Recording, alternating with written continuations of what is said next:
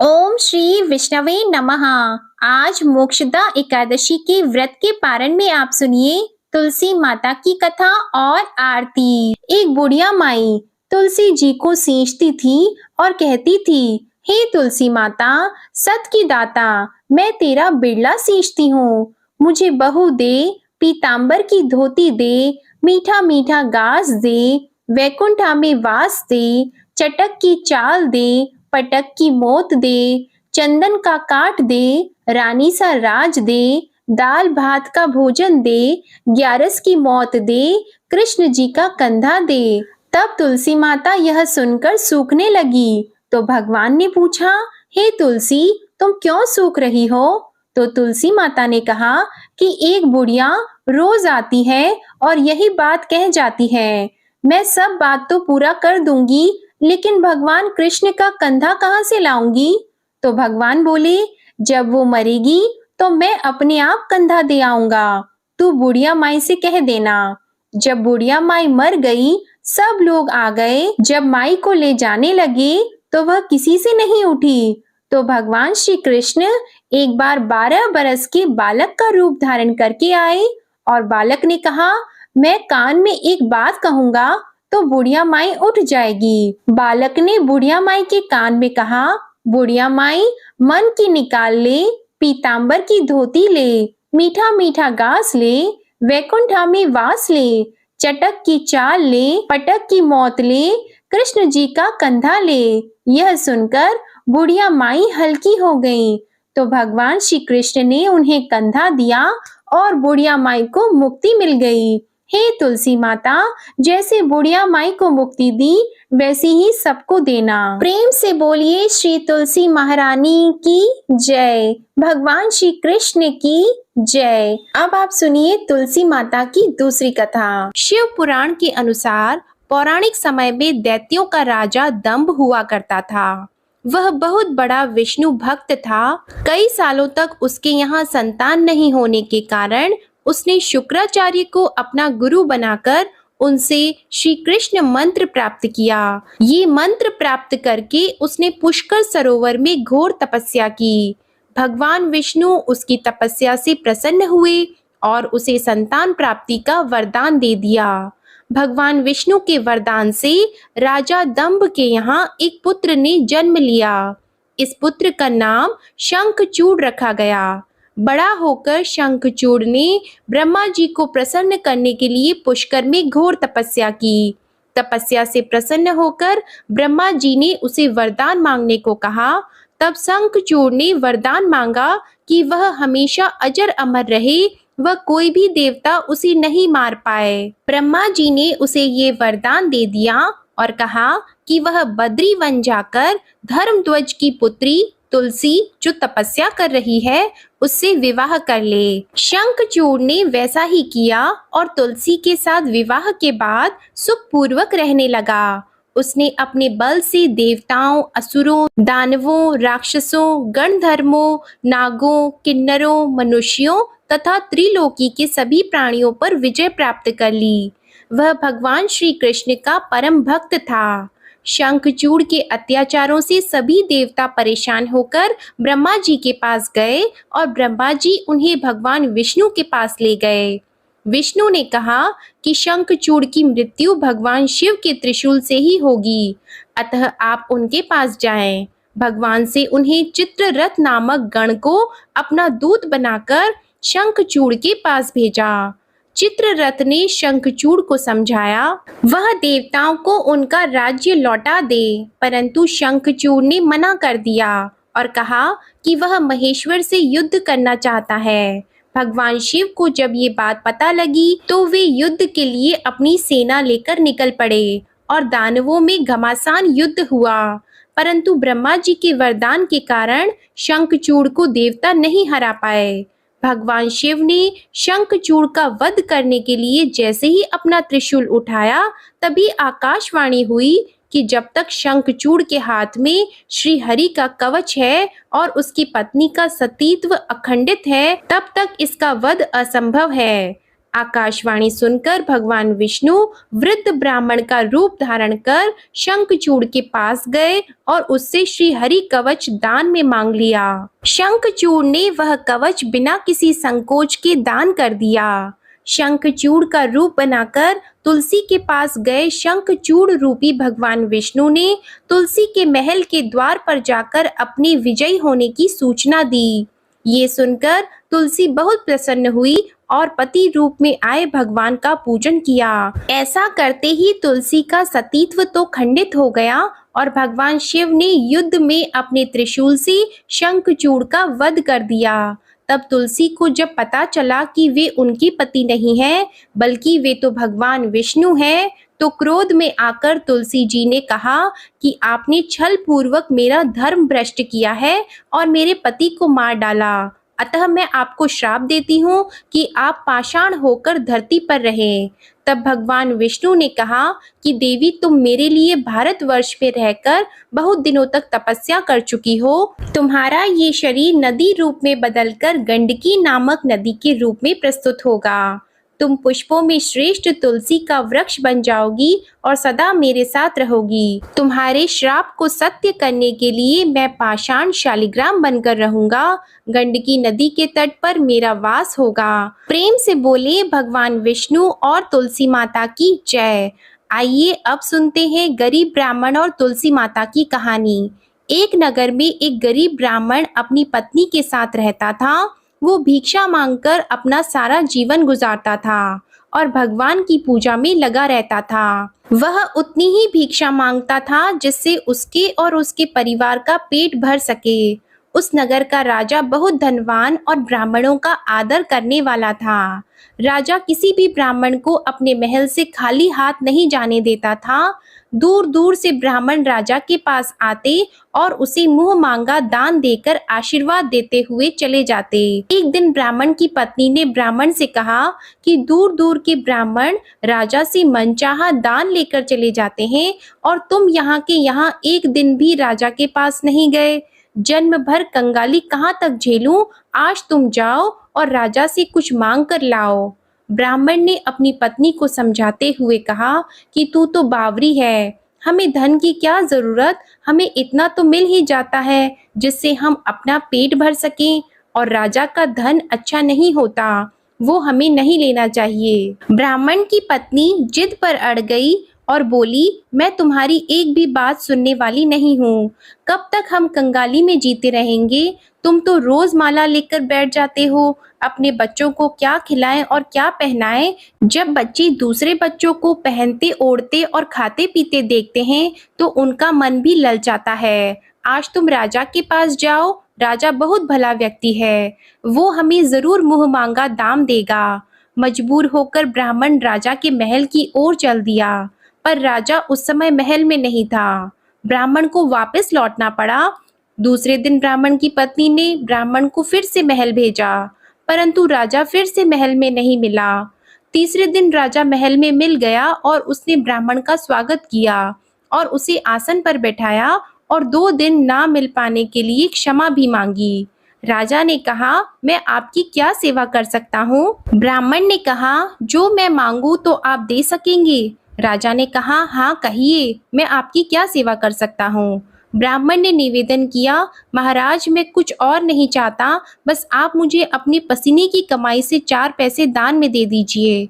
ब्राह्मण की बात सुनकर राजा चौंक गया और सोचने लगा, खजाने में बहुत सारा धन पड़ा है पर मेरी मेहनत की एक कौड़ी भी नहीं है। राजा ने ब्राह्मण से कहा, आप मुझे 1 दिन का समय दें, मैं कल आपको आपका मुंह मांगा दान दूंगा। ब्राह्मण को जब खाली हाथ देखा तो पत्नी बोली, क्या हुआ? राजा ने कुछ नहीं दिया। ब्राह्मण बोला, राजा ने कल देने के लिए कहा है। ब्राह्मण की पत्नी सोचने लगी, शायद इन्होंने बहुत सारा धन मांगा होगा और राजा को इसकी व्यवस्था करने में समय लग रहा होगा, इसलिए कल बुलाया है। दूसरी ओर राजा ने अपने राजसी कपड़े बदलकर फटे पुराने कपड़े पहने और मजदूर जैसा भेष बना लिया। जब राजा की पत्नी ने देखा और कारण पूछा तो राजा ने सब कुछ बताया। रानी बोली, मैं भी आपके साथ चलूंगी। राजा के हाँ कहने पर रानी भी पुरानी साड़ी पहनकर आ गई। इस प्रकार राजा और रानी मजदूरी की तलाश में शहर निकले। लुहारों के मोहल्ले में जाकर राजा ने आवाज लगाई, किसी को मजदूर चाहिए? तो आखिर एक लुहार ने उन्हें बुला लिया, जो पहिए पर हाल चढ़ाने की तैयारी कर रहा था। उसने राजा से कहा, देखो तुम्हें पहले खलात धोखनी पड़ेगी और जब आग आ जाए तो उसके बाद घन पीटना होगा। फिर रानी की ओर देखकर कहा कि तुम्हें कुएं में से पानी लेकर हौदी भरनी होगी और कोयले वाले घर से कोयला लेकर भट्टी में डालना होगा। तुम दोनों को दिन भर में 2-2 आने मिलेंगे। अगर काम पसंद हो तो बोलो, नहीं तो अपना रास्ता नापो। राजा रानी लुहार के बताए काम को करने लगे। राजा खलात धोखने लगा पर उसे काम ठीक से नहीं हो पा रहा था। लोहार नाराज होकर राजा को ठीक से काम करने के लिए कहता, तो राजा जैसे तैसे अपना काम करने लगा। रानी भी कुएं से पानी भरकर लाने लगी। रानी के हाथ में फफोले हो गए। किसी तरह बड़ी कठिनाइयों से उसने पानी का हौद भरा। उसके बाद रानी कोयला लाकर भट्टी में डालने लगी। भट्टी में आग आने पर लुहार ने बाट भट्टी में से निकालकर पहिए पर जमाई और एक घन अपने हाथ में लेकर और एक राजा के हाथ में देकर कहा, देखो बारी बारी से घन इस पर पटकना, हाथ इधर उधर न हो पाए। राजा जोर जोर से घन पटकने लगा, लेकिन उसका निशाना ठीक नहीं बैठता। कभी घन हाल पर गिरता तो कभी पहिए पर। मजदूरों का ये हाल देखकर लुहारिन बड़बड़ाती हुई आई और लुहार से कहने लगी, तुमने कहाँ से ये नवसिखिए मजदूर काम पर लगाए हैं? इनसे काम नहीं होगा, ये मजदूर तुम्हारा सब काम बिगाड़ देंगे। राजा रानी उन दोनों की फटकार सुनते सुनते अपना काम मन लगाकर करते रहे। घन पटकते पटकते राजा का शरीर पसीने से तर हो गया और जोर जोर से सांसें चलने लगी। रानी भी पानी भरते भरते और कोयला झोंकते झोंकते थककर चूर हो गई। दोनों ने पूरे दिन बहुत मेहनत की। लुहार ने राजा रानी को 2-2 पैसे दिए, जिसे वो बड़ी खुशी से लेकर महल आ गए। आज उन्हें पता लगा कि मेहनत की कमाई कैसी होती है। राजा ने 4 पैसे अलग रख दिए और अगले दिन ब्राह्मण को बुलाकर उसे दे दिए।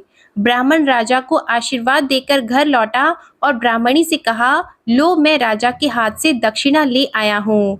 ब्राह्मणी खुश होकर दौड़ती हुई आई और जब उसने 4 पैसे देखे तो वह ठिठक कर रह गई और उन्हें दूर फेंक दिया। वो जल भुनकर ब्राह्मण से बोली, तुम जैसे दरिद्र से राजा के यहाँ जाकर भी कुछ न मांगा गया, शर्म भी नहीं आती। यह कहकर वह रूठ कर चली गई और बहुत देर तक बड़बड़ करती रही। ब्राह्मण ने उन 4 पैसों को उठाकर तुलसी घर के पास रख दिया और सोचा, जब ब्राह्मणी शांत हो जाएगी तो जरूरत पड़ने पर उठा लेगी। परंतु कई दिनों तक पैसे वहीं रखे रहे और फूल बेलपत्र ऊपर से गिरकर मिट्टी में दब गए। ब्राह्मण और ब्राह्मणी दोनों ही उन सिक्कों के बारे में भूल गए। कुछ दिनों बाद तुलसी घर में 4 पौधे उगे। चारों पौधे बहुत सुंदर थे। ये देखकर ब्राह्मणी रोज उनमें पानी डालती। 4 महीने बाद वह पौधे बड़े हो गए और उनमें फूल लगने लगे। फूल सूखने पर इनसे मोती झड़ने लगे। ब्राह्मण और ब्राह्मणी ने कभी मोती नहीं देखे थे। वो समझे कि कोई बीज है। हर रोज कई फूल झड़ते और बहुत मोती पूरे तुलसी घर में बिखर जाते। ब्राह्मणी उन मोतियों को समेटकर घर के एक कोने में डाल देती। इस तरह वहां मोतियों का ढेर लग गया। एक दिन एक सब्जी वाली आई। ब्राह्मणी को सब्जी लेनी थी पर उसके पास पैसे नहीं थे। उसने सब्जी वाली से कहा, क्या तुम इन चमकदार चीजों के बदले सब्जी दे सकती हो? सब्जी वाली ने देखा तो वो पहचान गई कि ये तो मोती है। उसने खुशी खुशी ब्राह्मणी को उन मोतियों के बदले उसकी मनपसंद सब्जी दे दी। अब से हर रोज ऐसा होने लगा। ब्राह्मणी और सब्जी वाली दोनों खुश थे। सब्जी वाली यह सोचकर खुश थी कि मुझे 1 पैसे की तरकारी के बदले हजारों का माल मिलता है, और ब्राह्मणी ये सोचकर खुश थी कि इन चीजों के बदले सब्जी मिल जाती है। इस प्रकार कई महीने बीत गए। उधर राजमहल में कई राजहंस थे जो मोती चुगते थे। राजा का यह नियम था, जब राजहंस मोती चुग लेते थे, इसके बाद ही राजा और उनका परिवार भोजन करता था। एक समय बाद राजा का सारा धन उन मोतियों और दान देने में खर्च हो गया। अब राजा को मोती खरीदने के पैसे तक नहीं बचे। यह खबर पूरे नगर में फैल गई। ब्राह्मण और ब्राह्मणी को जब ये पता चला तो उन्होंने यही विचार किया कि राजा बहुत दानी और नेक दिल है। उसने अपना सब कुछ दान कर दिया, यहाँ तक कि शायद उनके पास खाने को भी कुछ नहीं है। ऐसे हालात में हमें उन लोगों की सहायता करनी चाहिए। तो ब्राह्मण ने कहा, अगर तू कहे तो इसमें से कुछ बीज राजा को दे दूं। तो ब्राह्मणी कहती है, इससे सब्जी और खाने की चीजें मिल जाती है। ब्राह्मणी ने कहा, हाँ, मैं रोज इसके बदले सौदा लिया करती हूँ। ऐसा कहकर ब्राह्मणी एक टोकरी बीज भर लाई। ब्राह्मण राजा के पास पहुंचा और उसे वो मोती दिए और राजा को सारी बात बताई। राजा उन मोतियों को देखकर चौंक गया। उसने मोती राजहंस को दिए। राजहंस उन्हें चुगने लगा। ये देखकर राजा ने ब्राह्मण से कहा, एक एक मोती सैकड़ों रुपयों का है। सच बताएं, आपके पास इतने मोती आए कहाँ से? ब्राह्मण बोला, महाराज, ऐसे तो हमारे घर पर बहुत हैं। और राजा को पूरी बात बताई। राजा अपने मंत्रियों के साथ ब्राह्मण के घर पहुंचे और उन चारों पेड़ों को देखा। पूछताछ में उन सिक्कों वाली बात सामने आ गई। जब पेड़ों को देखा तो उनकी जड़ के पास वही सिक्के चिपके हुए थे। आज ब्राह्मण और ब्राह्मणी को मालूम हुआ कि उनके पास लाखों करोड़ों की दौलत है, जिसे वो साधारण बीज समझते थे। ब्राह्मण ने सोचा कि मेरे लिए यह धन किस काम का। ऐसा सोचकर ब्राह्मण ने सारे मोती राजा को दान में दे दिए। राजा की आंखें खुल गई। मेहनत के धन की कीमत उन्हें मालूम पड़ गई। उस दिन राजा ने प्रण कर लिया कि मैं खजाने के पैसों से एक भी पैसा अपने खर्च में नहीं लगाऊंगा। अपना खर्च मेहनत करके चलाऊंगा। खजाने और ब्राह्मण के दान से राजा ने जनता के हित में कई धर्म कार्य शुरू किए। तुलसी माता की कथा समाप्त होती है। प्रेम से बोलिए माँ तुलसी जी की जय। अब आप सुनिए तुलसी माता की आरती। तुलसी महारानी नमो नमो, हरि की पटरानी नमो नमो। तुलसी महारानी नमो नमो, धन तुलसी पूरण तप कीनो, शालिग्राम बनी पटरानी नमो नमो। तुलसी महारानी नमो नमो, हरि की पटरानी नमो नमो। जाके पत्र मंजरी कोमल, श्रीपति कमल चरण लपटानी नमो नमो। तुलसी महारानी नमो नमो, हरि की पटरानी नमो नमो। कौन से महीने बोई रानी तुलसा, कौन से महीने हुई हरियाली नमो नमो।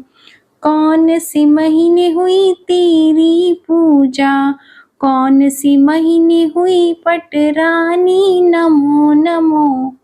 तुलसी महारानी नमो नमो, हरि की पटरानी नमो नमो। आषाढ़ मास में बोई रानी तुलसा, सावन मास में हुई हरियाली नमो नमो। तुलसी महारानी नमो नमो। कार्तिक मास में हुई तेरी पूजा, मंगसिर मास में हुई पटरानी नमो नमो। तुलसी महारानी नमो नमो। धूप दीप नैवेद्य आरती, पुष्पन की वर्षा बरसानी नमो नमो। तुलसी महारानी नमो नमो। 56 भोग 3600 व्यंजन, बिन तुलसा हरि एक न मानी नमो नमो। तुलसी महारानी नमो नमो। जो तुलसी को सवेरे गाए, श्री कृष्ण के दर्शन पाए नमो नमो। तुलसी महारानी नमो नमो। जो तुलसी को दोपहर में गाए, खीर खांड का भोग लगाए नमो नमो। तुलसी महारानी नमो नमो। जो तुलसी को सांझ को गाए, श्री कृष्ण की आरती उतारे नमो नमो। तुलसी महारानी नमो नमो। जो तुलसी को रात को गाए, श्री कृष्ण के चरण दबाए नमो नमो। तुलसी महारानी नमो नमो। सभी सखी मैया तेरो यश गावे, भक्ति दान दीजिए महारानी, नमो नमो। तुलसी महारानी नमो नमो, तुलसी महारानी नमो नमो, हरि की पटरानी नमो नमो। प्रेम से बोलिए तुलसी माता की जय, लक्ष्मी माता की जय, भगवान विष्णु जी की जय। आशा करती हूँ आप सभी का मोक्षदा एकादशी का व्रत सफल हो और भगवान विष्णु जी और माता लक्ष्मी जी की कृपा आप पर सदा बनी रहे। आज की वीडियो पसंद आई हो तो इसे लाइक कीजिएगा, शेयर कीजिएगा, कमेंट में तुलसी माता विष्णु भगवान की जय जरूर लिखिएगा। जय माता दी।